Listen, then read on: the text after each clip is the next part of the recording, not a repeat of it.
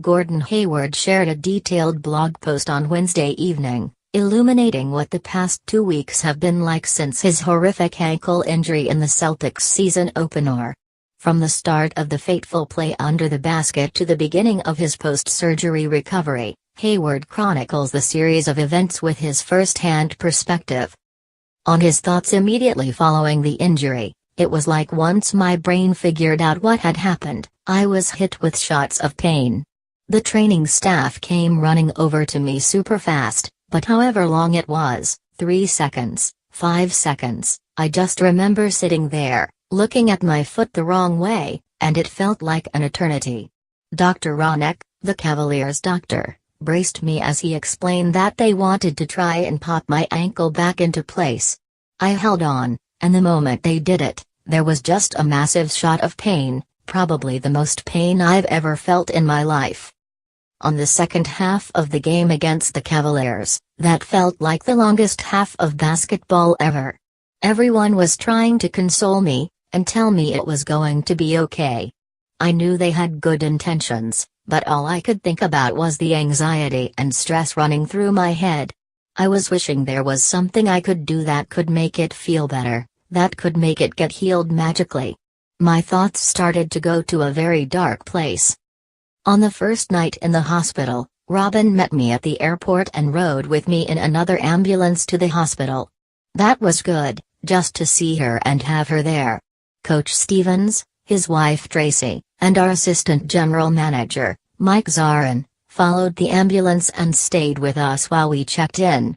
That was pretty incredible considering that we had just played a game, and there was another game the next night.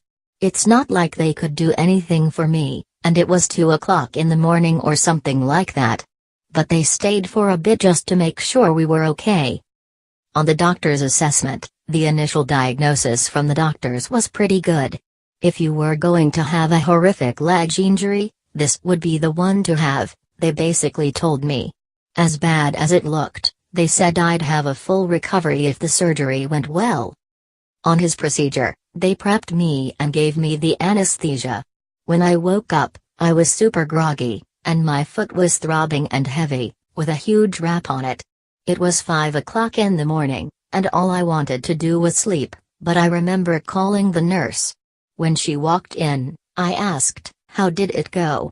What did they say? Can someone tell me what happened?" And she said, "The doctor will tell you in the morning, but from what I know, the surgery went well.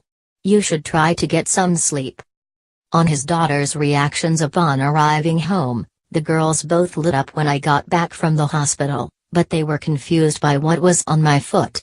They were confused by the crutches, too. Bernie is 2, Charlie is 1, what they both loved was the scooter I got to ride around on. They thought it was the best thing ever. The scooter has a little basket on it, and Bernie is obsessed with things that have baskets. She has this little shopping cart, and she has this little stroller that she puts her little baby or her little stuffed doggy in. She wanted me to ride around with her doggy in my basket, which was pretty comical. On his wife Robin's support, from the first minute we spoke, she was like, "Don't worry about me. I'll be fine." She was there with me at the hospital the whole time.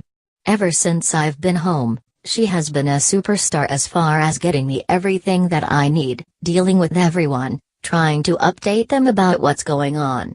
There's a bunch of pills that I'm on right now that she has to regulate. You can only take so many per hour. She's got a chart marked down for all that. She's also been really encouraging. "We're going to come back from this stronger than ever," she tells me. "You are going to be fine. But we're going to have to work at it, so get off your ass and start now."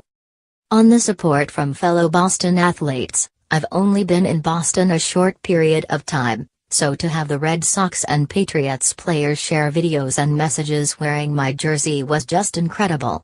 The entire Boston community, from the professional athletes to what I'm quickly learning is an amazing Celtics fan base, has overwhelmed me. I've made one basket as a Celtic, and yet all of these people have made me feel like I've been in Boston my entire career. On transitioning back to basketball, I've started by watching the games. At first, It was just grueling to try and watch. I was overwhelmed with frustration, knowing that I can't be a part of it right now. I'm not even with the team. It's hard mentally to watch the games because I'm sitting here thinking, I'm not going to be able to help the team on the court this year. On the current state of the Celtics, we have such a young, exciting team filled with incredible character guys. I owe it to all of them to find my way to contribute. Some of the younger players will have to grow up a little quicker than was planned. They're going to be thrust into situations where they'll have a lot more responsibility. But this will be terrific for their careers. There is nothing better than experience in the NBA, and they're going to get a lot of it. I still believe that by the end of the season, we can be something truly special.